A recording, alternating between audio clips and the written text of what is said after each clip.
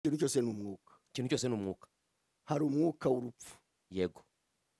Hari n'umwuka w'ubugingo. hari n'umwuka w'ubugingo, hari n'umwuka w'indwara. Yego. Ariko atari urupfu. Yego. Jewe nzi abantu bagenda akarwara imyaka 50 kandi akazakira. Cyangwa akirwarira akagira imyaka 20 bati ni ikimugana arwara mu nda, akagira imyaka 70 80 arwara mu nda, 90 ni ikimuga, 100 akazarama, akafatishwe na ya ndwara. Indwara imurimo. Buri hari umwuka w'urupfu n'uw'indwara. Hari umwuka w'urupfu n'umwuka w'indwara. Ariko umwuka w'urupfu kaburwaye kabutarwaye ubukuzerera hejuru. Umwuka w'urupfu ubu gukontorora isaha yose ukwica utarwaye, ukwica utarembye, cyangwa ukanakwica urembye, ukakwica unarembye, ukora uko ushaka. Umwuka w'urupfu wica n'umuntu utarwaye. Ayiwe none se pastor, iyo uriho umwuka w'urupfu wambuka umuhanda uri kumwe n'undi muntu, imodoka ikagukubita ntubyuke, urananyerera, ukitura hasi. Umuntu babenshi masigaye waguye, abantu basigaye umutwe kwibuye, abantu basigaye bagwa mu madushe, munagwa muri dusha gapfa. Umwuka w'urupfu ushobora kujya kubona ukabona umuntu yagiye gukora ntari muzi, arangije ngo babona arimo aramanuka yicara, bati ni iki? Ntabwo yongeye, ati ndagiye. Uwo ni witwa umwuka w'urupfu. Uwo ni umwuka w'urupfu, kaburwaye kabutarwaye uraguka aho gushakira. Ubu gukontorora bituruka ku bintu byinshi. Yego. Bituruka muri karande, turuka mu mivumo, aho tutigeze tuba, aho tutigeze tumenya, ugasanga tutarabigizemo uruhare. Ba data bakoze ibyaha none ntibakiriho, ariko nitwe twikoreye ibicumuro byabo cyangwa umuvumo wabo. Ese koko karandi baho? Umuvumo wokama abantu: ubukene, gukenyuka, inyatsi, icyangire, ubugumba biva ku mubi. Ese koko ibyaha nibyo nyirabayazana? Ese koko isi y'umwuka ibaho? Abamarayika, abadayimoni, abazimu, ibitambo n'ibicaniro bifite imbaraga, ibitangaza, ibimenyetso, deliverance. Ese byahindura amateka y'umuntu? Sobanukirwa kandi uhindurirwa amateka mu kiganiro Ukuri guhesha ubugingo na Apostle Charles. Turabashuhuje mu izina rya Yesu Kristo, umwami n'umukiza wacu. Ni ukuri twari tubakumbuye. Amahoro y'Imana n'ubuntu bwayo bukomeze kugwirira muri mwe. Turagarutse mu kiganiro Ukuri guhesha ubugingo, ikiganiro cya True Salvation Church. Twari tumaze igihe kinini tutabagezaho ibiganiro kubera inshingano zindi nyinshi zadufasha umwanya munini bituma tutaboneka. Ariko uyu munsi wa none turashaka kubabwira inkuru nziza ngo igihe ni iki. Tuje kongera kubabwira amagambo ahindura ubugingo, amagambo yubaka ubuzima bw'umuntu, cyane cyane twinjira mu isi y'umwuka abantu benshi badakunda kuganiraho. Ariko nyamara isi y'umwuka niyo igize isi y'umubiri. Ibibazo abantu bitandukanye abantu bagira bibanza mu isi y'umwuka, bikabagiraho ingaruka mu buzima bwa buri munsi. Ndi kumwe n'umugaragu w'Imana Apostle Nzamwita. Abantu bari bagukumbuye. Barankumbuye cyane. Kandi nawe bambwiraga ko bakumbuye. Maze iminsi bambwira ko mutagitanga ikiganiro, bira bintu byaradufashaga. Yego. Ariko nyine kubera imirimo yindi tuba dukora, iyi mirimo y'Imana ni myinshi mu isi. Yego. Ariko turagarutse noneho. Ndashaka kuguha amakuru ngo nyuma y'uko dukoze biriya biganiro twashyizeho n'amasengesho y'iminsi 30, dushyiraho imisengesho y'iminsi 21. Habaye kubohoka gukomeye. Abantu bagiye babona inkomoko z'ibibazo byabo kandi babona ibisubizo n'ubuhamya butangaje. Haleluya. Ubu ngubu nizeye ko bizaruta ibya mbere. Birabiruta kubera ko n'abantu barimo barahishurirwa aya magambo tuvuga. Pastor, jewe ntangira kwigisha ibi bintu by'uburyo bw'umwuka nk'uko bivuze, abantu barabipinze. Yego. Bwa mugabo uvuga karande ndetse bakajya banyitana karande kandi nabo bayifite. Ariyo ikivuguto cyayo. Ikivuguto cyayo. Kuko buriya karande ishaka kuzakugira nabi cyane, ikubuza kubyumva. Iyo niyo signs ya mbere yuko umerewe nabi. Kuko niyo babikubwiye ukabirwanya, Shatani baragufashe neza. Abagufite. Kuko niba umuntu avuga ko karande itabaho, ni ukuvuga ngo nta n'inkomoka agira. ntayafite. ntayafite, ntazi se, ntiyabyawe, mbega ni ikintu cy'ikiva ejuru cyaje, Kuko karande ni umuzi, ni umuzi, ni ikintu kiba cyaraje mu muryango gifite iki kizanye iki kizanye mu isi y'umwuka, yego, noneho kikava mu muryango, kikava kuri data, kikajya ku mwana, kikava ku mwana, kikajya ku mwuzukuru. oya kikavaho ukomoka, Yego. kuko amazina twitwa imiryango 18 dukomokamo, abanyarwanda dukomokamo, burya ni amazina. Yego. noneho izina rikagenda rihererekanya ngo ni abaki, abahinda baturuka kwa Ruhinda, kwa Ndagara ya Ruhinda, Yego. n'abacya baturuka kuri Nyirarucyaba, n'abagesera baturuka kuri Kagesera. Yego. Ibyo bintu rero bigatuma abantu aho dukomoka hari ibyo baba barakoze, hari ibyo baba baravuze, hari ibyo baba barabayemo. Yego. Ibyo nizo bita inkomoko. Niba uhakana karande, uba utagira inkomoko, uba utagira inkomoko, mbega ntiwanavutse. Imana ishimwe Yego. yuko Imana yaduhishuriye ibi bintu muri iki gihe, kandi nureba muri ino minsi y'imperuka, Imana yahaye abantu ubwenge no kumenya ibyerekeranye n'isi y'umwuka itari yarahishuwe kera. Nk'uko wavuze, ubundi ikintu cyitwa isi y'umwuka Yego. ni itegeko isi y'umubiri, Ibiba mu mubiri biba Biba byaturutse byabanje ku mu mwuka. icya kabiri, turi ku isi dufite umubiri ariko bidafite imyaka 100. Yego. Uranyumvira? Yego. Nta myaka ingahe? 100. Niba uri ufite n'imyaka 100 uzaba warabaye expired, ntacyo umaze. Yego. Warabaye umunyantege Ndetse nke burya gikomeye. niyo myaka 100 uzumve abantu bo muri iyo myaka abareba abapfuye. Yego. Ni ukuvuga ngo imyaka 100, imyaka 90 turiho muri iki gihe, ni ukuvuga yuko igihe cyose ugiye kujya mu isi y'iki Y'umwuka. y'umwuka, Ugiye gusubira aho wavuye. aho wavuye. Mu yandi magambo mutwumve neza abakurikiye ikiganiro, ntabwo tuvuze ya mvugo ya nta myaka 100 nk'iby'iki gihe biganisha ku kwiyandarika no kwifata nabi bigatuma abantu batarama, ahubwo twashaka kuvuga ngo ntabwo abantu barama igihe kirekire cyane. Nicyo navuga. Iyo ugenda usaza ubugana gusubira aho waturutse. Yego. Uyu munsi ndagira ngo tubimburire ibi bintu.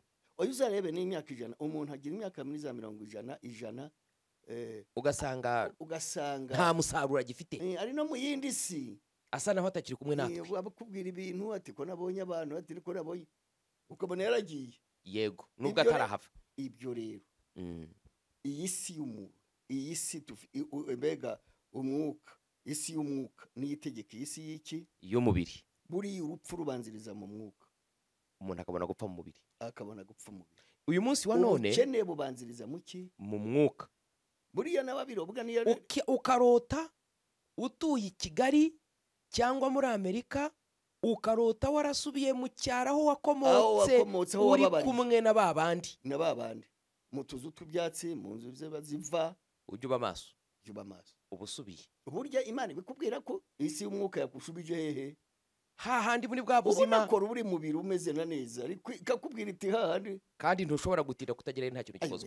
None se ko ari itegeka. Ubundi impamvu Yesu yakoze iki kintu pastor, yego, buriya yaravuze ati nzabaha umwuka, yego, kandi azatsinda iby'isi. Yego. Ni ukuvuga burya udafite n'umwuka wera nta kintu wakora kindi. Iyi si y'umubiri rero, iyi si y'umubiri ni isi y'umwuka n'itegeka isi y'umubiri cyane rwose. Niyo mpamvu Yesu yaduhaye umwuka wera kugira ngo uwo mwuka wera adufashe, atuvuganire, adutsindishirize iyi si y'umwuka mbi. Imana iguhe umugisha. Urumva neza? Ni ukuvuga iki? Isi Kristo yarabirebye aravuga, burya wibuke yabwiye intumwa, yego, ati cyababera kiza nuko nagenda, kuko ninagenda muzagomba munanyihakane. Umufasha ntazaza, n'umufasha ntazaza, ariko ningenda undi mufasha ari wo mwuka wera, ari wo mwuka w'ukuri utsinda iby'isi. Haleluya. Utsinda buri cyaha, utsinda umwuka w'urupfu w'iwanyu. Ariko uzi impamvu utsinda? Niwe waremye isi, yego, kandi niwe ukomokaho imyuka yose, niwe utegeka iyo myuka nawe, niwe ufite imbaraga hejuru ya buri mwuka. Kuko umwuka wa Satani n'umwuka w'abapfumu n'abakonikoni uri munsi y'ubutware bw'umwuka waremye, ari umwuka wera. Iyo mpamvu rero pastor, niyo mpamvu tubabwira kwakira Kristo. Yego. Tukakira ngo akira Kristo nk'umwami n'umukiza wawe, kuko ari uzagutsindira ibintu byabaye iwanyu bikagutegeka, bigategeka biwanyu, bigategeka iki. Nta handi ushobora kubigira. Burya n'abantu kera bajyaga bagerageza bakaraguza, bakavuga bati hari umuntu, bati hari umunyogosenge, batushaka iki n'iki, bati hari umuntu sogokuru arashaka ko mumubandirwa. Urumva ni mu bisi by'iki by'isi ni mu isi y'umwuka itagira imbaraga zikomeye ariko ufite ingaruka ku bantu badafite Kristo. yego basanga udafite Kristo urabikora ukababandwa ukabaha amasa barangiza bakakwica cyangwa bakawukora uko bashaka. Reka uyu munsi twinjira ahantu hakomeye haruhije abantu. Amen.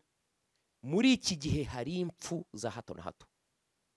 Impfu zimaze kugira ubutware ku bantu ku buryo amarimba aruzuye ndetse bamwe bagera naho bagwa ku gasa abantu babo ntibababone. Ahasigaye hapfa impinja, inda ziravamo, abato n'abakuru barapfa. Hari igihe cyariho abantu badatekereza ko umuntu mutapfa, hakazapfa umuntu ushaje. Jewe nkura muri za 64 na 5 narabirebaga. Yego, sine nabona uwapfuye. Kubera iki? Hapfaga abantu b'abasaza cyane rwose, kandi nabo baramye cyane, baramye bahindanye bahinduye bajyaga bagira cyane rwose, bakajya babanika ku kazuba bakabanura. Ngenzi ko kera abantu bapfushaga umuntu niyo bari mukuru, aho hantu bakahimuka. Muri iki gihe urupfu rufite imbaraga. Oya ubu ngubu kujya gushyingura rusororo ubimenye bagomba kubukinga nk'ababukinga roge.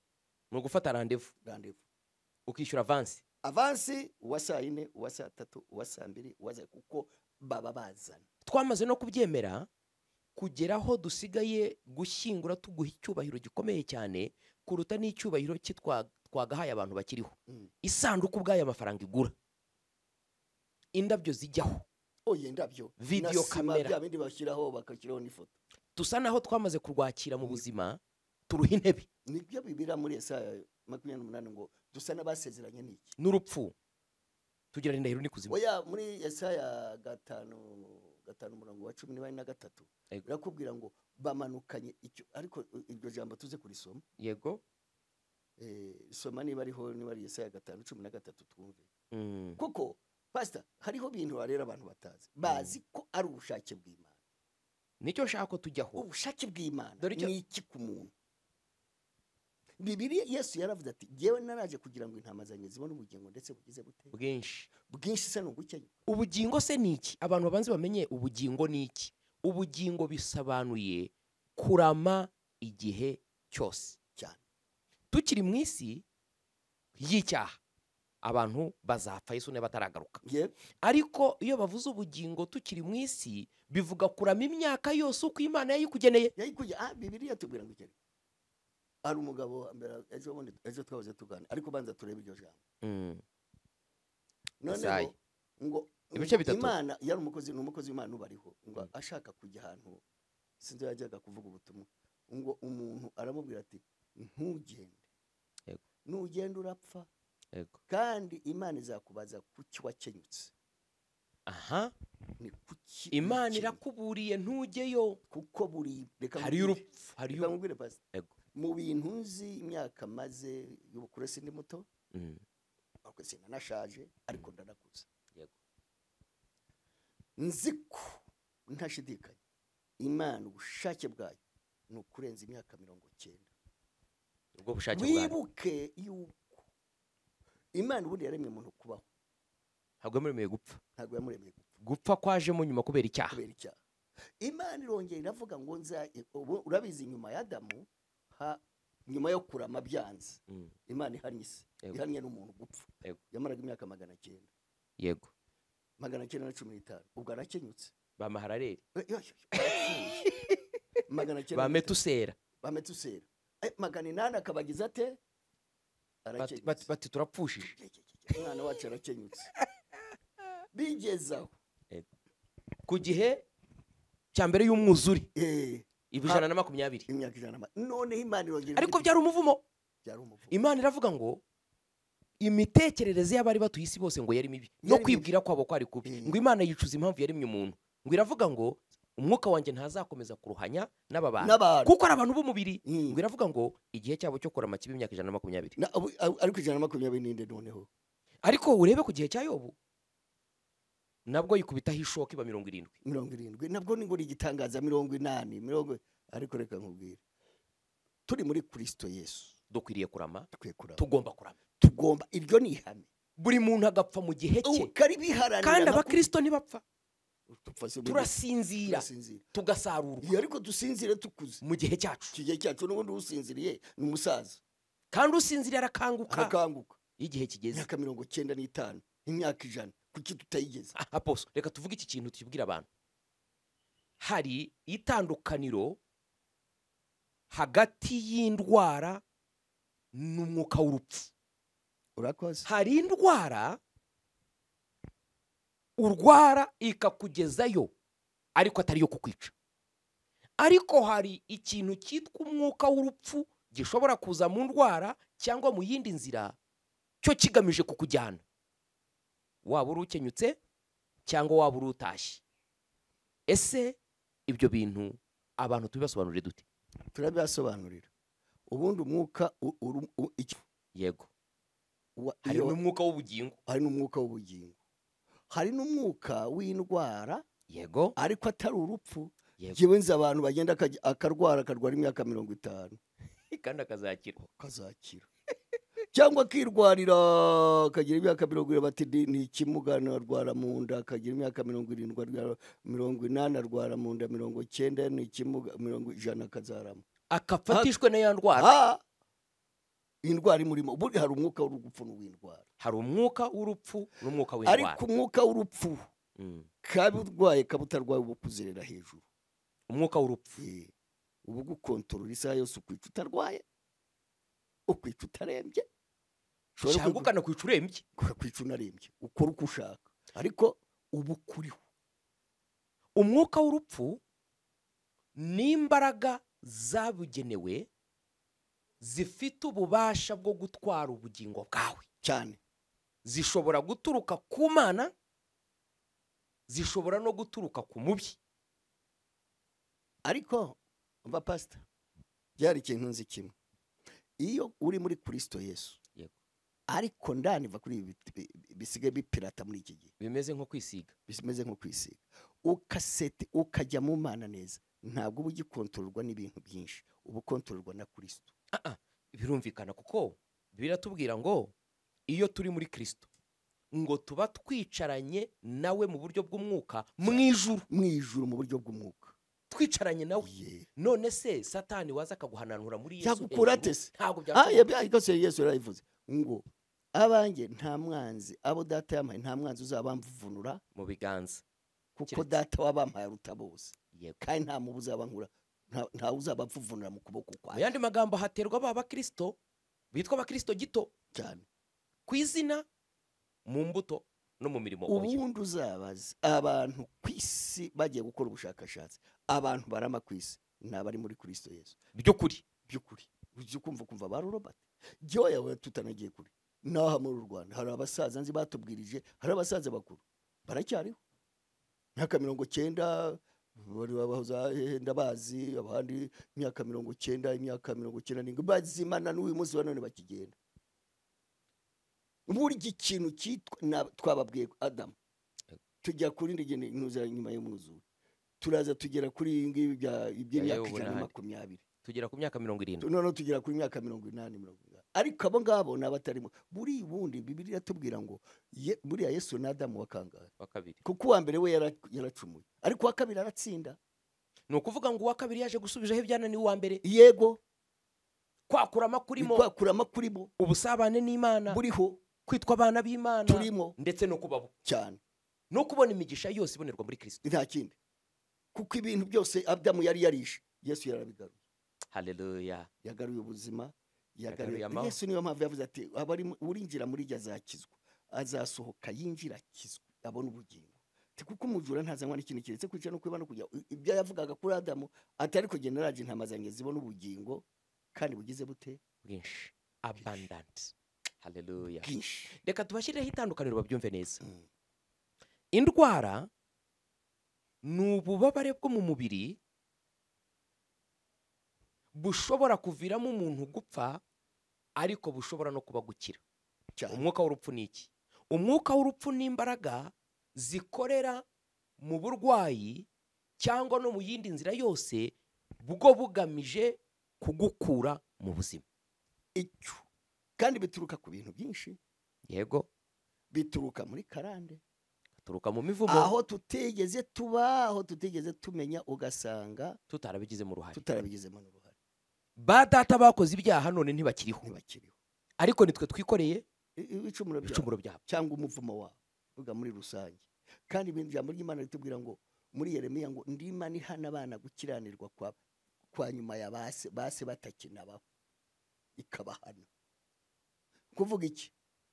uyu mwuka w'urupfu ufite amategeko yawo kandi agenga imiryango. Pastor, ibi bintu tujya tubigisha umuntu atabaye maso. Niba ubona so atara, urabizi u Rwanda rwagize amateka mabi, biriya ni icyaje, ariko wajya kubona ukabona bitaranaza icyenda na kane n'ejo bundi abantu twese twari turiho, turi abasore, turi iki. Yego. Wajya kureba ukareba n'inyuma no hirya no hirya no hino, ugasanga nta musaza mugira, nta mukecuru mugira, ukagira ngo icyo kintu kishe abantu b'iwanyu bakurikirana kibaha imyaka ntarengwa, gitoranye iwanyu gusa, gitoranye iwanyu gusa, hakaba nta mukuru, nta musaza, nta mukecuru haba. jya wicara buriya Pastor, nta kintu, iryo jambo ariko tuze kurisoma, Yego. nta kintu kibi buriya Yesu ngo nimumara kumenya ukuri, uko kuri kuzakora iki? Uzaba batura. Ukuri se ni iki? Ukuri ni ukumenya ni iki? Rega nta kintu kibabaza. Nigeze gusoma agatabo ko mu Nigeria kavuga ngo abantu benshi Shatani arabica bakagira ngo ni ubushake bw'Imana, kuko yice destiny yawe, yica umugambi w'Imana kuri wowe, werekeranye n'iterambere n'umugisha n'ibindi. buriya ngo Shatani ararwanya kugira ngo kwice n'ibintu byose bipfiraho, ariko niwo murimo akora. ubu ubuzima bwe bupfiraho ngaho, ntubukimurwanyije, ejo heza hawe ntavuze, ntubu ukigeze ku mugambi w'Imana kuri wowe. none abantu bakavuga ngo yamucyuye, ngo Imana gaburya yamukundaga kuturusha, Imana iramukunda. Bakanabivuga ku muntu wishwe n'inzoga. Oya, ibyo bwishwe n'inzoga n'urugero ngo yamukundaga cyane, ngo yamukundaga cyane, kweberwa ko yamukundaga, wiki yamukundaga se. Ariko reka tujye tunabaza, nakubwiye ba Abrahamu yamaze imyaka 100. ariko abantu Imana ikunda yabavugagaho kurama, yabavugagaho ntabwo bavugagaho gukenyuka. ntivugaho gukenyuka, kuko iravuga ngo nzakongera, ngo nzasohoza imyaka yawe utagize ute, udakenyutse. Ni ukuvuga gusohoza imyaka yawe udakenyutse, ni ukuvuga ngo ubukenye ntiburi mu bushake bw'Imana. Ubukenya ni iki? Ni ugupfa mbere y'igihe cyawe cyane, niko gukenyuka. niko gukenyuka. Ni ukuvuga ngo igihe cyawe ni ryari? Ni umugambi w'Imana yagennye, ikavuga ngo nzamwita zarama imyaka 90. Igicaniro cy'iwanyu kikavuga ngo ukurikije igihango twagiranye nabo imyaka ni 40. Kikagutera kikakwica ufite 40, kandi ubundi gahunda y'Imana ari 90 ijana. Abantu benshi bapfa mbere y'igihe cyabo cyane, uko niko bigenda biza. Umwuka w'urupfu wugarije abantu n'amahanga. Ubu kugira ngo umuntu agire imyaka 85, ujya kubona ejo bundi sinzi aho nahoze nigisha, ndabwira nti jutinya ko tudafite abasaza muri iki gihugu, kandi mu bantu baramaga, abanyarwanda kera bararamaga cyane, none ntitukigira abasaza. Umusaza ubu nabi imyaka 65, 70, ariko se 50 kandi na 70 abari ikimuga, akota 80 abayuba cyangwa ari muri koma. kandi imyaka 70 nibwo umuntu aba akwiriye kuba ari we mujyanama noneho we. Ubundi burya bavuga yuko Abongereza murabizi ngo ubuzima bwiza butangira mu myaka 60, nibwo umuntu aba atangiye kubaho. Beginning ni intangiriro y'ubuzima bwiza. Imyaka 60 ujya hejuru twe tuba turi abasaza, none butangiye kutarya, daimon bakumaze kukushyiramo indwara zituma utarya, ntunywa, unywa amazi, yego, urya ibiryo bitaryoshye, kuko Shatani yishe. Ndababwira ukuri, ikintu tugomba guharanira muri iki gihugu cyacu, tugomba guharanira kwica umwuka w'urupfu katuvaho. Tugomba kwica umwuka w'urupfu katuvaho. Kuranapfa ukavaho. Uzi ko umuntu uri umwuka w'urupfu abyuka mu gitondo ari muzima, yagera mu biro yicaye, agapfira mu ntebe yicaye. Bati ni stress. Umwuka w'urupfu wowe ushaka ukwica, ushobora no kumvara gukaraba, amara gukaraba wasohoka ukanyiruka ku bitasi ugaca. Ni ukuvuga ngo umwuka w'urupfu ukoresha amayeri yose ashoboka kugira ngo agere ku cyagambiriye kuri wowe. Ariko inkomoko, jya wicara wibaze, ubutekereze, urebe iwanyu. Erega ibi birira tubwira ngo mumenye ukuri niko kuzana babatu. Niki gituma uticara ngo utekereze iwanyu mumera mute? mupfa ryari? So yapfuye ungana ute? Yapfuye angana ate? Hari abantu bitwa mwe bitwa ngo bansigariye amazina yo gusigara kuko abandi bago barashize. abandi barashize.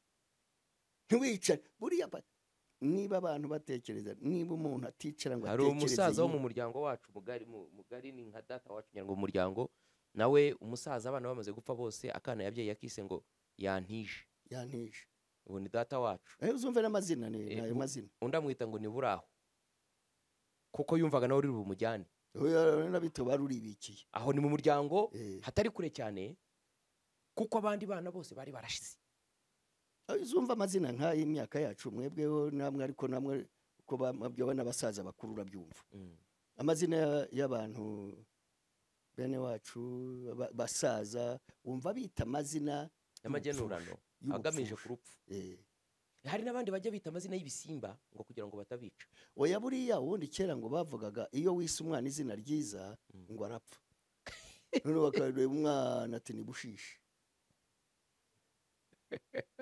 kuvuga ngo nimbwa yaha, kugira ngo atazapfa. Bagabwira ngo ni Ntoraguze, kugira ngo nakura nzamwita. Dore izina ryayo. Namara icyumweru nzakora iki? Nzamwita. Wenda nabaho nzakora iki? Nzamwita. Ese ubwo umva yabaga basekora iki? Ni ukuvuga ngo sinteganya yuko azagira ate. Hari igicaniro kirasa abantu kikabica. Njyewe nabonye niyo mazina y'Abanyarwanda bitaga kugira ngo babone ko baramakare umwana ati ni mukayahane. Ase n'udafite agaciro narwo rwe kumukenera. Mbega ngo rumwihorere. Rwaramwihorera gasa. Oya.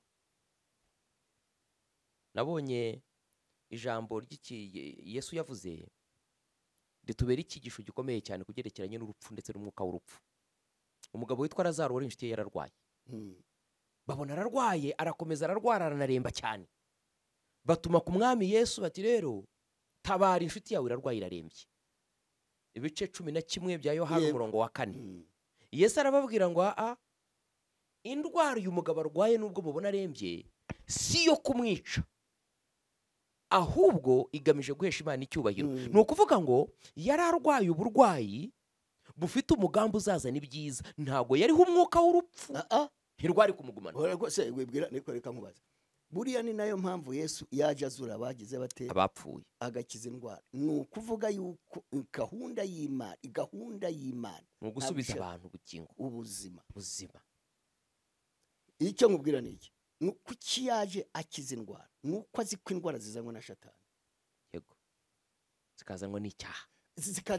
Wibuke yuko no mu byanditswe no muri babame ngo amuteze indwara itagize ite iramwica, rero yaje kumwica. Amuteze indwara iramwica. Ni ukuvuga yuko ubundi umuntu ari muzima atunganye agomba kuba muzima. Icyo nicyo nemera. Ntarwara, umwuka w'urupfu ntumugendaho, ariko kandi umwuka w'urupfu ukurwa none sikita kurwaho ni iki muri Kristo Yesu? Ukurwa ibi ni nabyo tuhora twigisha. Kristo Yesu w'i Nazareti tuvuga twizeye, abantu bati nabasazi, abandi bati mwizera ibintu bya muzungu, mwakwizeye bene wanyu, ariko bifite imbaraga. Ariko icyo nkubwira, uyu mugabo witwa Kristo afite imbaraga zihindura amateka y'umuntu. Ariko nakwizera sogokuru nte waheranywe n'urupfu, nkareka Kristo warupfuyemo, wanesheje urupfu, akaruvamo akasohoka, ariko ati muri aho, ati muriho batura umuzima, ati nimunkoreho nta muzima ugira amagufa. Ariko kandi n'ikindi gitangaje no kuzuka kwe, hazutse n'abandi bari barapfuye kera.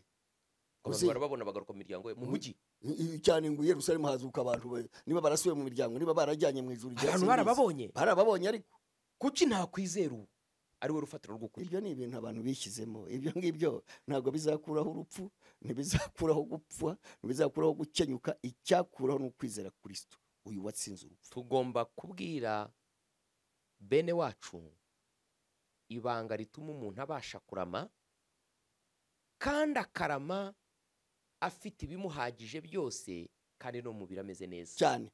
Buriya pastor, mu bintu bibabaza iyi si dutuye, ni indwara. Kuko indwara ifata kuki? Ku mubiri.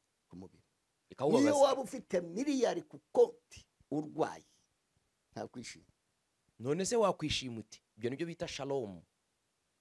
Kuba ufite umunezero ariko ushingiye kuri byose. Ufite amahoro, ufite umunezero, ufite ibyo wariye, uwambaye, ukarama, utarwaye. Ibyo Cyane. byose buriya indwara ntabwo mbivuge mbisubiremo, indwara ntituruka ku Uwiteka. Shatana kubiba mwina agucira mu mubiri, yamara kuguciramo ukaba ikimuga, Satani agucira mu mubiri. aragucira mu mubiri akawica. Turabizi byose ibi ngibi, ndabizi tubikuyemo, tubonye abantu Shatani aciramo. Buriya kandi pastor, nibyo twavugaga byerekeye umwuka. Buri ikintu cyose y'indwara bavuga ngo indwara, ngo yarwaye kanseri, yarwaye diabete, yarwaye hepatite, yarwaye rerere, buriya indwara ukuri aho muhizi Yego. pastor, uko ndaho hari indwara indimo Ituruka Shatani- ku mubi, Shatani agira icyo akayikujugunyamo. kandi ntubura kubirota mbere. Hoya ujya kuba none se ubundi ntufite umwijima, ntufite impyiko, Ntituzisanga mwese. usanga mwese ese zigwajijwe n'iki? Ibyo kurya twaryaga kera nibyo turya, Sibyo turya, ibyo twanywaga nibyo tunywa. ntidufite umubiri se. Bano ujya kuva ngo mugira amanyamukora ibi ngibi bakubwira indwara. Buri muntu wese bafite n'ururimi tuvuga rufite iki? Indwara. Abagabo yigeze kuvuga ati kuki umuntu iyo arwaye ijisho aravuga ngo agize ururimi nirwo ruvuga ngo afite iki? Ijisho, ndwaye ijisho. Ndwaye ijisho. Ati warwara izuru ngo ururimi rukavuga ngo iki? Ruti ndwaye izuru. Ndwaye izuru. Warwara igituza ngo ndwaye iki? Igituza. Wavuga ngo ndwaye ururimi uti ndwaye uruki? Ururimi. Ariko ari ururimi rugira rute? Ruvuga byose. Uru rurimi rero rushobora kwirukana umwuka w'urupfu Cyane. Iryo jambo risubiremo neza. uru rurimi rwacu. Ruba ari inkuru mbi, rushobora kuba ari nziza. Reka nkubwire pastor, ndashaka ko tuzigisha ikintu cyitwa ururimi. Yego. Nicyo rukora. Nicyo rukora. Buriya dore twicaye turimo turigisha isi. Yego. Buriya guhora watura amagambo mabi. Ubu yaremye ku buzima bwawe. Ururimi rufite imbaraga. Ntabwo turigisha icyitwa ururimi. Oya, ntiturarugeraho. Ntabwo turabigeraho. Ariko ubuzima bw'umuntu, ubugingo bw'umuntu, kurama k'umuntu, urupfu rw'umuntu, ubukene bw'umuntu, ibintu by'umuntu bituruka kuki? Ku rurimi. Ariko jya utinya ururimi, umuntu avuga ngo mwise Muhizi, Ukarinda usaza. witwa nde? Muhizi. Ntawe warihinduye. Yakwita mbwa yaho ukaba mbwa yaho ukageza ryari? Ukaruhuka uva ku isi. Ariko se ubu ururimi sirwo ruvuga? Sirwo ruvuga se? None se sirwo rwaremye isi? Rwaremye isi se? None se sirwo rwashyizeho urubanza rwayo? Cyane. Sirwo ruvuga ngo baho kabaho se? Sirwo watuza ukabarwaho gukiranuka? Ugakizwa. Wijeje umutima? Wijeje ugakizwa? Ariko uzi ururimi, imbaraga z'ururimi.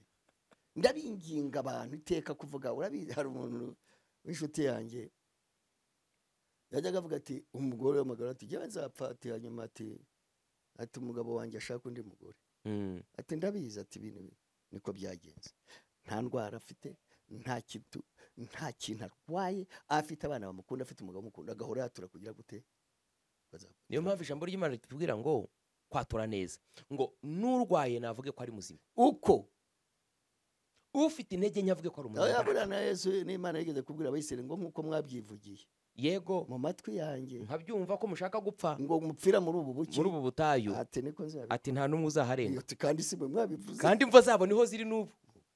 Reka twisubirire ku mwuka w'urupfu utandukanye n'indwara. Umwuka wagusetinze w'urupfu ruvuga jewe erega jewe mpfuye nta kibazo. Urabanza ugafata kwatura kwawe noneho ugashirika ubwoba, ukarwakira rukagukuraho, rukinjira mu isezerano nawe ryo kwemeranya n'Imana yuko wemeye kugiye gupfa cyane, ukakwica. Aho kantu tugasubiramo neza cyane. Umwuka w'urupfu iyo waguteye ugutera kwemera no gutangira kwakira no kwatura ko wemeye kugiye gupfa cyane, ukakwica. kaburi muzima, kabugenda, ukuva umuntu aravuga ngo ngize Imana nkagira imyaka 60 ngo nabwo nzaba nshima. Abagira 90 se, abagira 100 niki? Wavuze utuzampa kandi ngikomeye mfite ubwenge bwanjye bwose. Mfite n'ubwenge, mfite n'ubuzima, ntarwaye ibirwara biraho by'ubusaza. Imana se ntiyabikora. Ariko uteka yewe burya umwuka rupfu iyo umaze kugusetinga ukuboneza mu kwatura nabi.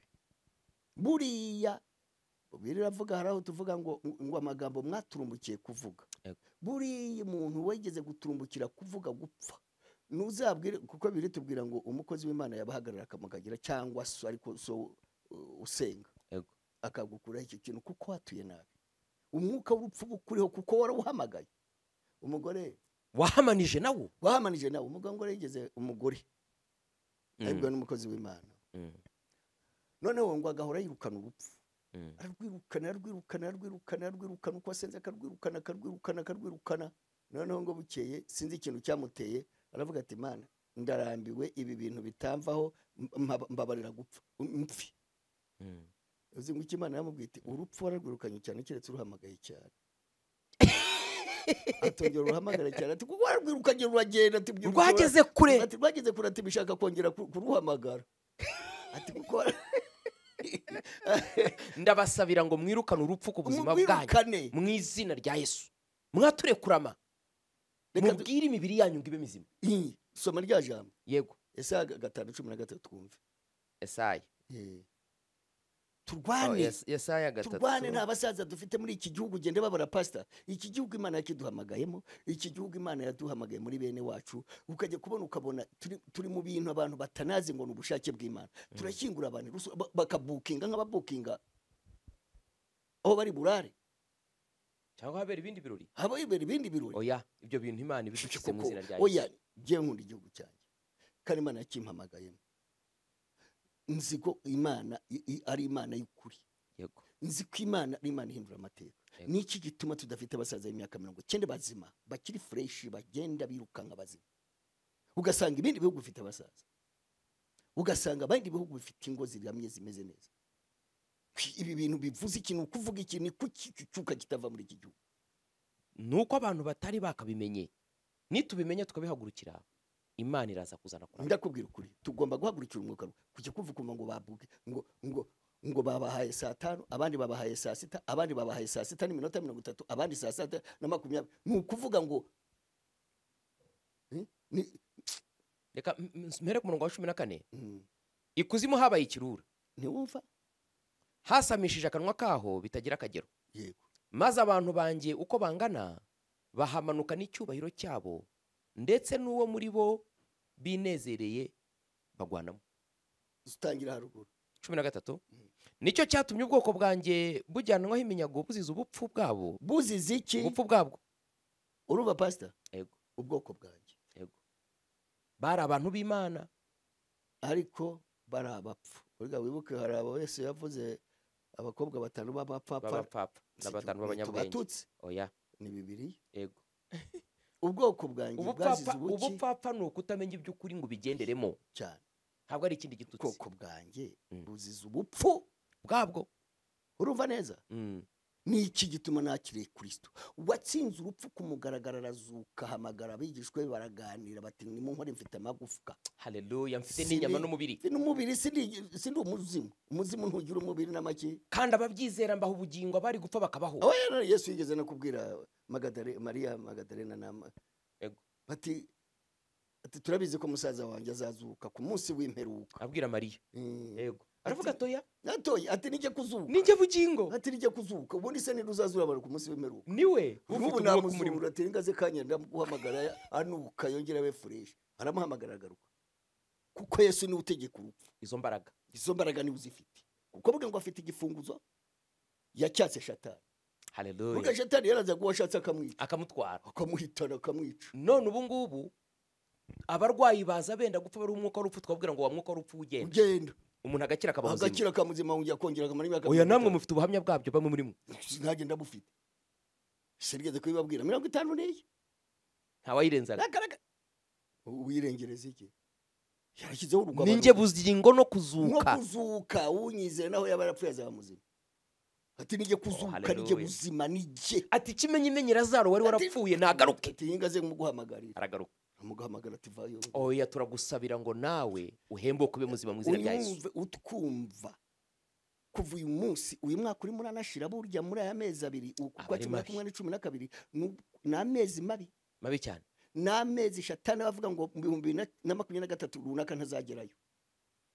Ni nayo mpamvu nyababwira amagambo amwe y'imandwa n'ibindi haraho bavugaga ngo keretse ni mubandwa naho ukwezi kwa ganga ntimuzakugeza. Yego. None ubu turi muri Kristo Yesu byanjye uvuga uti mu 2023 no muri 33 no muri 50 no muri 43 no muri 53 ubundi abariho sesa abantu abayigeze. Ariko buri ikintu kikubwira umuntu wizeye ko umwuka w'urupfu ari umwuka ushobora kuvaho agira imishinga y'igihe kirekire cyane. kuko bafite ibyiringiro ko azahagera. Yes. Ariko kubaho uramuka ngo simbizi muri Kristo Yesu ibi bintu birashoboka. Ndiho kubera ko ninjiye muri nde, nagomba gupfa mfite imyaka 40. Muri umuntu wagera amaze gupfa afite 20 ni umwe n'ibiri. Ndangije ndatira Yesu arongera raporo. Haleluya. Umaze kwikuba kabiri ugiye kwikuba 5, uzayikuba gatatu yewe ko ni kabiri, kuko imyaka 60 ningahe niyo uri. Yego, ubu ndavuga jewe yongeye gukuba yindi iri imbere. No gukuba kangahe nano hari indi 30 mfite imbere. Imana ishimwe cyane. Yego, uzaba wikubye nka 3. Yego, ngiremo 95 hanyuma nibibona ubwo nzaba naki. Uzaba narangije iby'Imana yagutumye. Imana yampamagariye. Warabonye abana bawe, warabonye abuzukuru bawe, warababereye umugisha. Nicyo cy'umugisha w'Imana.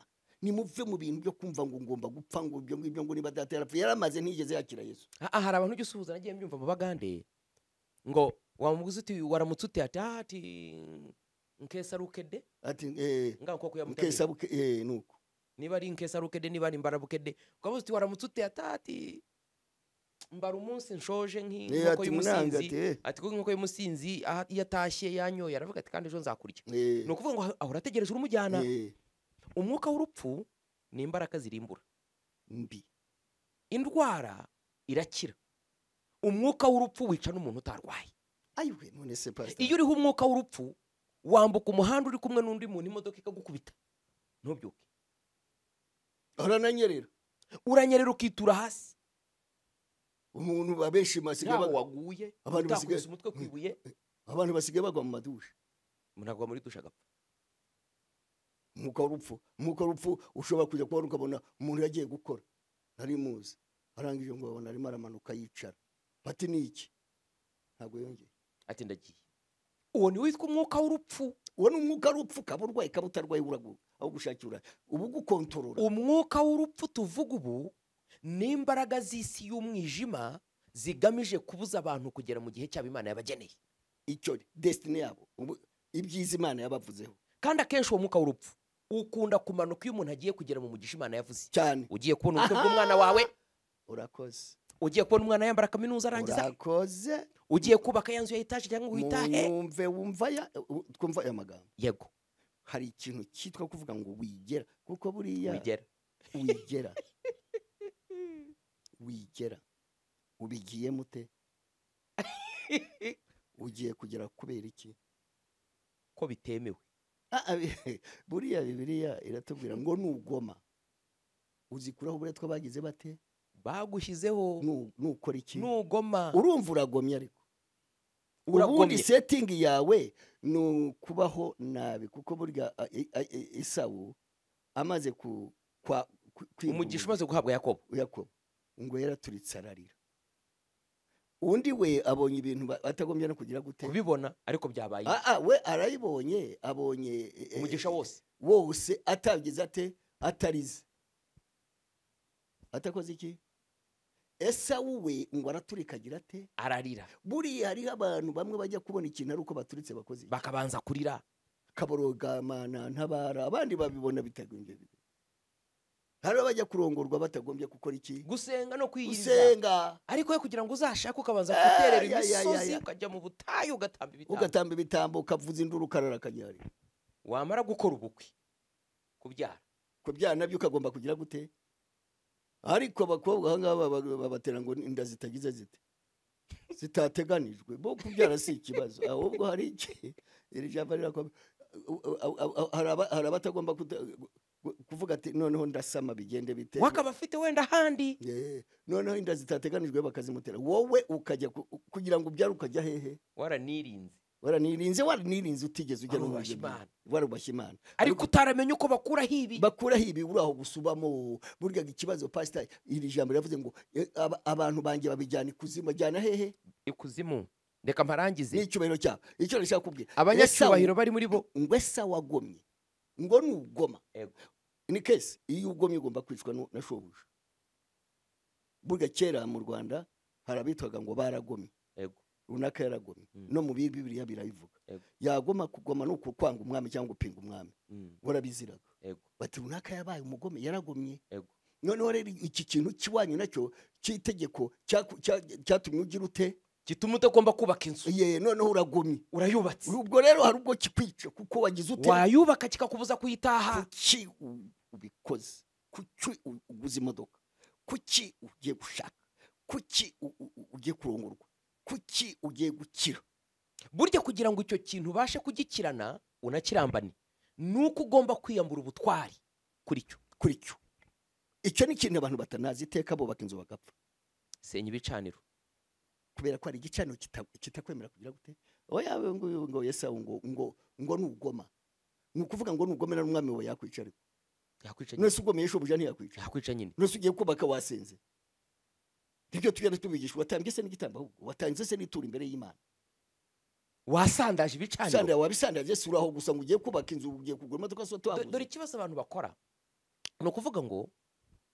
bubakira igicaniro cy'Imana hejuru y'igicaniro cya Bayali cyane kitabaho nuko buriya hari ikintu abantu bakwiriye kumenya igihe Eliya yajyaga gutambira Imana abahanuzi ba Bayali n'abashera bamaze kunanirwa ntago yigeze avuga ngo amasaha aramfashe burije reka ntambire ku gicaniro batambiyeho ngo yarahavuye arabanza aragenda ngo asana igicaniro cy'Uwiteka cyari cyarasene uzi icyo bisobanuye buri iki gicaniro uhamagariyeho Uwiteka umwambarijeho usubizwa igicaniro utambiyeho usubizwa n'Imana nyiri icyo gicaniro ntabwo ushobora gutambira ku gicaniro cya Bayali ngo usubizwe n'Uwiteka Imana nta nubwo watambira ku gicaniro cy'Uwiteka Imana ngo usubizwe na Bayali buriya ni nayo mpamvu abantu bafite ibicaniro byabahaye yego none umuntu yamara gukizwa bikagenda ya ati Imana yanteye umwaka agasubirayo yiruka agasubira ati bivuyemo ati byanteye umwaka ya bindi biva no mu barangi byavuye mu barangi byavuye no mu kuraguza byavuye no mu kwambura no mu kwiba yego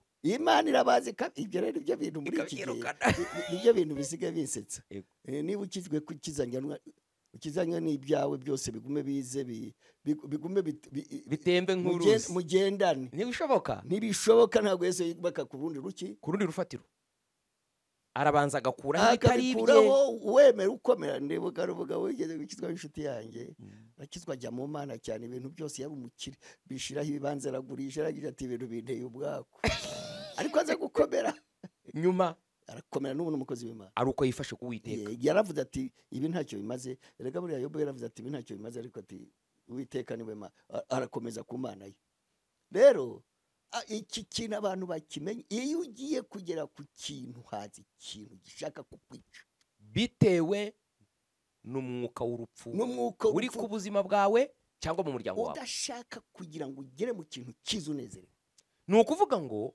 umwuka w'urupfu nicyo gisubizo cya nyuma cya Satani ku muntu gitwikira gihatse karande zose cyane kuko aravuga ati agiye gushyingira ndamwica nabonye ko ntari bubibuze byarangiye ubukwe bwa mbere narabwishe biremera ubwa kabiri narabwishe biremera none ubahagararanye n'umugabo ukomeye yaramwizeye ubu igisigaye nuko nicuye umuntu niwe gisubizo cyane cyangwa nica umugabo we cyangwa nica umugabo we cyangwa azajya abyara buri mwana mwice mbabuze umunezero wuzuye umwuka w'urupfu wica n'imishinga ntacyo utica urupfu ni ukubuza ikintu ubuzima cyakabaye kigira ni ukuvuga ngo ubuzima bwose bushobora kuba n'ubwa bizinesi Satani arabwica rero abantu benshi muri iyi minsi umuntu uzarebe buzuza amazu bagapfa yaba atayujuje akazi ikindi bagateza yaba badateje agapfa yaba adapfuye akaba ikibeye ngo yarwaye ngo ntuze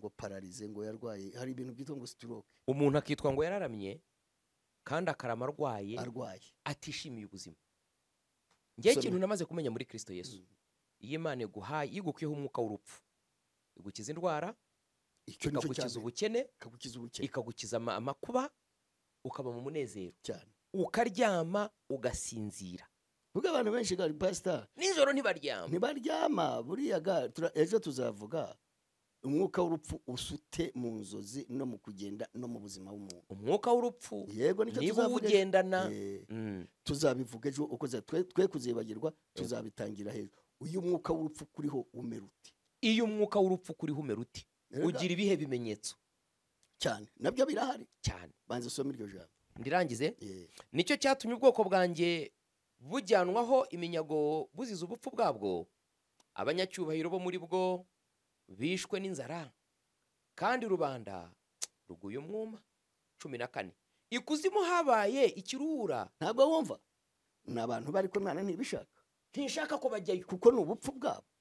nibwo bazize. Ni kuki batabanza kurwana n'ibi bintu? Ikuzimu bavuga uragira ngo ni iki? Ni ugupfa. Ni ugupfa nyine. Nzi kuzimu ni hejuru se. Ukuzimu uko kwitwa kwitwa ubuturo bw'abapfuye. Bimurwa kuri iyi si baboneramo ibyiza n'imigisha, bakajya mu yindi si idafite ibyiringiro imirimo ibaho gusa itegereje kuzarimbuka, cyangwa ukazabona n'ubugingo ariko yakwishe, ari kuri mu isi aho abantu badafite imigambi. uko buriya wibuke ba Hezekiya yavuze ngo iki se? Yari atashye arabyanga, aravuga ati ariko Mana, ati wibuke arangije hari imirimo nakoze, ati imirimo nakoze sindashaka kugenda. cya kabiri ati n'iki kuzimu nzakura, hari ukuramiriza ikuzimu, hari ugutura, hari ugukorera ariyo. Imana isanga ari imirimo yakoze myiza, yego, iravuga iti isubirayo. kankongera igihe 15. uwo mugore witwa Tabisi yari yaragiye. Buriya pastor, aya magambo tujya twigisha, Tabitu Dorokasi, aya magambo tujya twigisha abantu gukorera Imana, yo gukorera Imana. Ejo bundi hari umuntu wigeze kumbwira, turaganira, arambwira ati nari mfite miliyoni 200. Miliyoni 200 ati nzisigira umuntu. Ndagenda, yari yaragiye hanze, ati akoramo utuntu, ati nsanga yarazimaze. Miliyoni 200. Ndamubwira se izo miliyoni 200 umuntu azimara ati? Ati urazimara. Ese uti? Ati amafaranga yo wayihaye urayarya ukashira. Iyo ufite icyo yagufasha. Ufite icyo yagufasha cyitwa inyatsi. Ese watanzemo kimwe cy'atoya? Ati sinari nanabize ibyo ngibyo. Ariko pastor, ubu hari abantu bagira miliyoni 200. Miliyoni 20 zikamunanira gutanga kimwe cy'iki? 10. Kavuga ati ntabyo nashobora. Ese hari umuntu wigeze kuba ati miliyoni 200 ntacyo, ati urumva, ati wenda, ati nafashije nk'umukene? Nawe umuntu akava umva, nta n'umurimo w'Imana yigeze abikoresha. Yego, umuntu akava aha akajya Dubai akanywa cyayi, akagaruka akajya South Africa akamara icyumweru, akajya muri harya handi heza mu Burayi, ni hehe aho basohokera heza cyane? Amsterdam. Muri Amsterdam akajyayo akamara ukwezi. Ubwo se miliyoni 200 nazishize atarakoreshereza iki? Imana. Buriya Hezekiya wumva, pastor, uyu mwuka wibaze, wibuke ijambo ry'Imana ritubwira hariya mu Kuva ngo muzakora Uwiteka Imana yanyu nayo izabaha iki? Umugisha. Ngo amazi yanyu n'iki ngo kandi n'imyaka yanyu nzayisohoza mutagize mote, mudakenyutse. Nkuko mwakoreye iki? Imana yanyu. Reka mbabwire, miliyoni 200 bishobora, buriya abantu baruta ubwinshi, ushobora gutanga kimwe cy'icumi cy'ibihumbi 100. N'ikibumbi 200 hari abagitanga bagerageza, ariko icya miliyoni 20 nimwe iragoye. Atangira kubara imibare, ati yagura ikibanza Kanyari, yarangiza shatana akakwiba, yarangiza ayo mafaranga akajya, kuko ibintu bitajya bibaho, bitajya birama, ni ibintu byo kuri iyi si. Ntabwo burya barakubwira ngo birakomeye, ntabwo bikomera. Umwuka w'urupfu, burya indwara nyinshi mubona dusengera abantu zigakira, ziba ari umwuka w'urupfu Satani yabateze cyane. Abantu tujya tubana mu materaniro uko bukeye n'uko bwije, mwabihamya yuko nta muntu ujya uzana indwara mu materaniro yacu ngo ayitahane, ariko yari indwara iturutse ku mugambi w'Imana, nawo bari umwuka wo kukujyana, kiba ari igihano. Ibyo bigusaba kugira ikintu ukora, ukanihana. Ni wowe muti wa mbere. None se ntiwibuka? Reka abantu bamenye kwihana ni iki. Burya kwihana bivuze guhinduka, ugahindukira, kugaruka, ukagarukira Uwiteka cyane. Tugeze kwigisha ahangaha, bigeze kubivuga ibicumuro, icyaha igicumuro no gukiranirwa, tuzabigarukaho. Buriya kubona Yesu aza akazura Lazaro ni imirimo myiza yarazi ko agira ate akora, akazura undi mwana w'umupfakazi ngo wari ubabaye. Yego, abonye gusa imbabazi ati uyu mupfakazi umwana we w'ikinege, subira hubeho. Ni kuki se yabazura? Niba wari umugambi w'Imana kugira ngo bapfe, kuki Imana yabagaruye? nuko bari bakenyutse. uko bari bakenyutse aravuga ati no uyu ntagomba guke si ukuvuga ngo ibitangaza bigaragare ko ni igitangaza iyaba nuko batwawe imburagihe. umuntu muri Bibiliya umwe mu bantu tuzi bagiye mu gihe cyabo Yesu ahari ntamugarure ni umuntu witwaga Yohana Umubatiza. Yeah. yari yarangije ibyo agomba gukora, kuko byari setting byari byanditswe cyari no kuva igihe kera. cy'Imana. Yeah. ni ukuvuga ngo yanatumyeho ati komeze nabi ni wowe mucunguzi ntegereje, ati mumubwire ngo ibitangaza birakoreka. kandi wibuke yuko nawe burya Yohana Umubatiza yaje mu mwuka wa Eliya cyane utapfuye. yego ibyo ni ibintu birebire Nibwo bivuga. utagize ati utarapfuye, kuko byari byaravuzwe ko umucunguzi atazaza Eliya atari umubanjirije. yego Yesu aranabisobanura ati buriya ni Eliya bavugaga n'uyu Ati Yohana, yaraje ga. ati mu mwuka n'imbaraga niwe. ati yaraje ati nuko mwamukoze uko mushaka. Ariko kuko ntago yishwe n'umwuka wo gukenyuka wa Satani, yari agejeje igihe agomba gusarurwa, ntago yigeze ajya kumuzura. Bamuciye igihe kabiri. yagombaga no kubikora, yari no kumuvuga ati ntupfe. Ariko bamubwiye umwana w'umupfakazi wapfuye, bamubwiye umwana wa Yayiro Barahuye. wapfuye, barahuye ati akora ku kiriba, ati yo abona umugore umwana wa dayimoni ni aramucura dayimoni umujyanye uyu. ati ndakugarura sha. Hari abarokore bahakana ko dayimoni atica umuntu. ayiwe none se abicwa n'ibicuri niki? None se ntujye tubyirukana bareba? none se ntabwo tukiza ibicuri? ntabwo Yesu yaje abikiza se? aba bicwa se na za kansa nta kansa zikira se? Hari umudamu wabonye bari baramubanze ikibyimba mu nda cy'ibiro 5. umva ariko Asubiye muri Amerika atangira kongera kubyimba inda. Abaje abaganga muri Amerika batugomba kongera tukakubaga tukareba uko bimeze. Yumvise izi nyigisho zazindi twigishije z'ibicaniro. Aje mu materaniro avuga icyo kibazo. Tumusengeye kuri Zoom na bugingo n'ubu kuva mperukira kuvuganira nawe yaduhaye ubuhamya ko byarangiye ubwo. ntiyarapfuye. Ikibyimba nzagaruka ku kintu gitera ibyimba mu nda. abaga Umwuka witwa Sakabasi. Uzi umugabo w'ijoro n'umugore w'ijoro? ndabizi. Tuzabizaho. buga ni utera ibibyimba, Ni usenya ingo. n'usenye ngo n'utera umura Urwara za umura. matrice. Atera ubugumba. erega reka nkubwire pastor, Tuzahugarukaho cyane. ibi bintu byitwa iby'umwuka abantu nibatarora neza. Nibyo bibaza. Abakristo bari mu nsengero, abakozi b'Imana bashumba insengero, Imana yaduhamagare kugira ngo tubone ubugingo ndetse bumeze gute bwinshi. je niko nemera.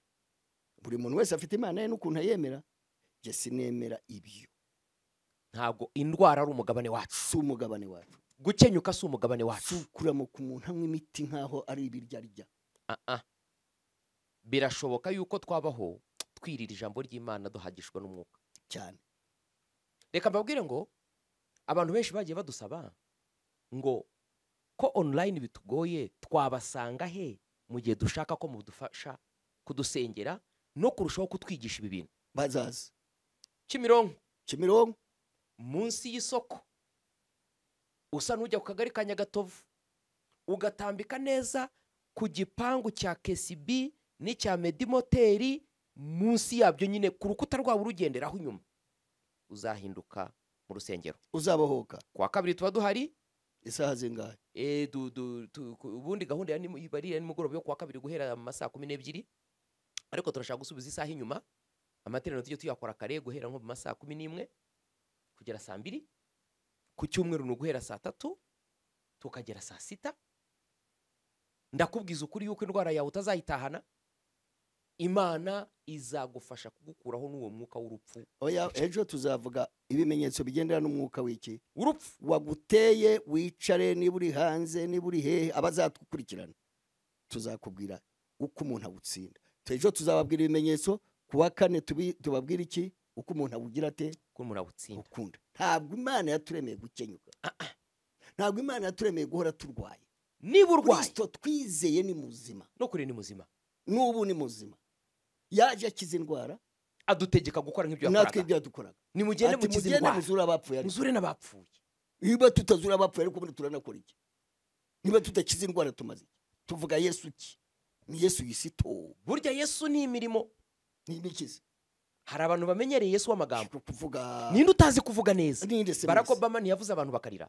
burya abantu b'abahanga mu kuvuga bashobora kuvuga neza. Burya umuntu uzakubwira ngo njyewe ndi uwa Yesu yarantumye ajya kwereka ibimenyetso byemezaga Yesu ko ari kumwe n'Imana. Yego. Yesu yazanywe n'iki?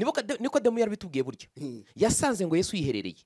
Ngo aramubwira ati mwigisha, tuzi ko uri umwigisha waturutse ku Mana. Ngo kuko ibitangaza ukora, ibi mirimo ukora, ntawe ubasha kuyikora utari kumwe nawe. Tukaza kuvuga gusa tubwira abantu hadisi imbere, tubabwira tutavuga imirimo ya Yesu. Ngo dukore nk'iyo yavuze ngo tuzakora n'iruti iyo yakoze. Reka ngubwire pastor, tuyikoreshwa nawe. Uru Rwanda abakozi Imana batureba, niba tudakoze imirimo ya Yesu tubivemo ducuruza. Ariko reka tunakubitwe byemereye.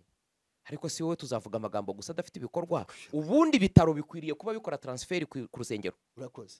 Uburwayi bwananiranye kwa muganga bakarwohereza ku rusengero. Nge nicyo kimbabaza. Ngenzi Yesu kiza naramubonye ku buzima bwanjye. Uzi Yesu ukura mu bukene? Nakunze Yesu ukura mu butindi. Tuzi Yesu ukuraho umuvumo? Nzi kuri Yesu ukura mu muvumo. Niki gituma ibi bintu biri aho ngaho bivago ngo ndakomeye ndahanura bidakora igitangaza nibuhanuzi? Oya, nimureke Kristo aze mu kibuga. Rwose. Agaragara umwanya akore. Yes. Yivugira ubutumwa ariko. Burya abantu benshi bazaga kuri Yesu kubera imirimo. Imirimo ari yegeza ajya kuri radio. Imirimo. Ngo nuko aragenda ajya kwa Petero ngo asanga nyirabukwe araryamye ngo afite ubuganga. Amukoraho ati tubaye tugenda. Arabyuka arabiteka arabagaburira. Ngo kumugora bamuzanira abarwayi n'indembe n'abacumbagira n'ibirema abakiza bose. Ngo abantu baramwumva wa Visidoni ni Siriya na hehe baza kugira gute? Yirukana imyuka mibi yari bariho.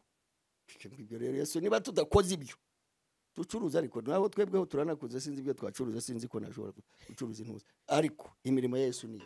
Reka tuvuge tuti umwuka w'Imana ukorera mu itorero no muri twe no muri mwe abumvise iby'aya magambo cyane kugira ngo mwiyambure umwuka w'urupfu cyane. Ejo tuzareba ibimenyetso byawo cyane kugira ngo dutegure ariko no kubasengera ngo abantu banabohoke unakuveho. Mugira amahoro. Shalom. Shalom Imana na Hesha.